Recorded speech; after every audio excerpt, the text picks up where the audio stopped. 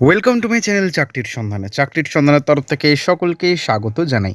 সকল বেকার চাকরি প্রার্থীদের জন্য আরও একটি গুরুত্বপূর্ণ চাকরির আপডেট নিয়ে আমি চলে এলাম চাকরির সন্ধানে। এবারে ইউকো ব্যাংকে অনেকগুলি শূন্য পদে কর্মী নিয়োগ করা হচ্ছে। ছেলে মেয়ে সকলেই আবেদন করতে পারবেন। যে কোনো ভারতীয় নাগরিক অর্থাৎ পশ্চিমবঙ্গের যে কোনো জেলার প্রার্থীরা আবেদন করতে পারবেন। এই ভিডিওটিতেই ডিটেলসে সব কিছু বলে দেবো। কোন কোন পদে নিয়োগ করা হচ্ছে, শূন্যপদ কতগুলি থাকছে, যোগ্যতা কী লাগছে, বয়স সময় কী চাওয়া হয়েছে, কত টাকা স্যালারি থাকবে, কিভাবে আবেদন করতে হবে এবং লাস্ট ডেট কবে, সব কিছু বলে দেবো এই ভিডিওটিতেই। শেষ পর্যন্ত দেখুন, কেউ কিন্তু স্কিপ করবেন না। চলুন ডিটেলসে দেখে নেওয়া যাক। নিয়োগ করছে UCO bank, government of India undertaking.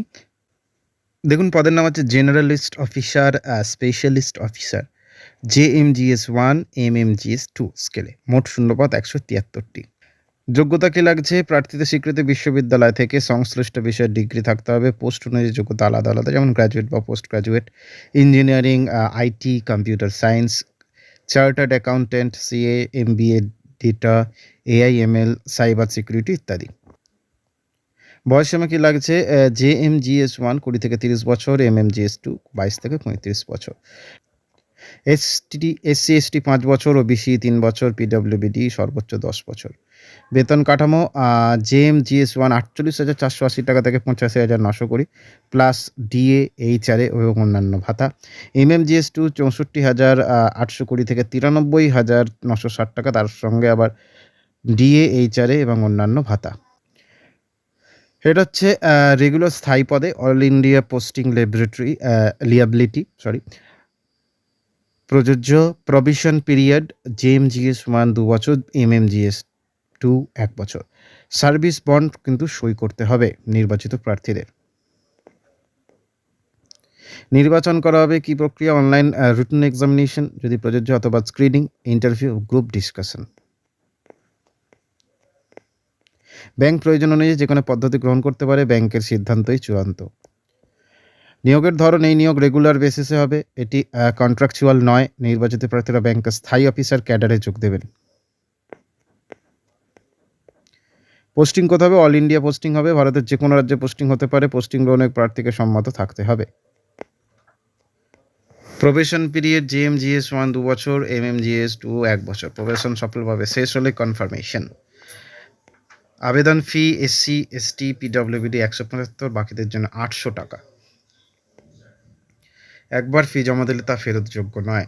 Bond service commitment very important, দেখে নিন। নির্বাচিত প্রার্থীকে সার্ভিস বন্ড সই করতে হবে। নির্দিষ্ট সময়ের আগে চাকরি ছাড়লে বন্ড অ্যামাউন্ট পরিশোধ করতে হবে।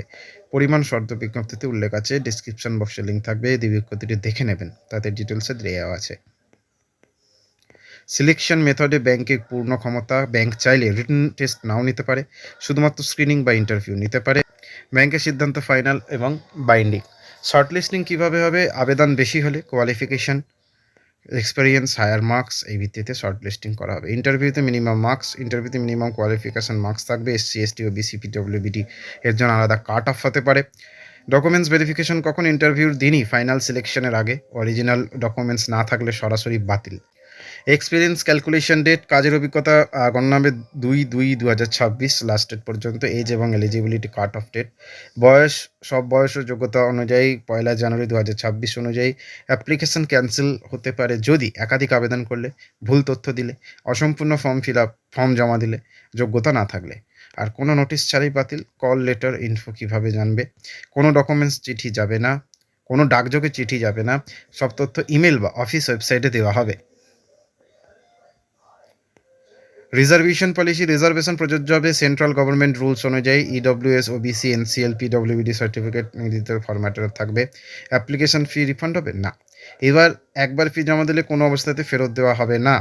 লিগাল জুরিসডিকশন কী আছে? এই নিয়োগ সংক্রান্ত সব আইনি বিষয় কলকাতা জুরিসডিকশনের। আবেদনের শেষ তারিখ 2রা ফেব্রুয়ারি। নেক্সট আপডেট নিয়ে খুব শীঘ্রই হাজির হব।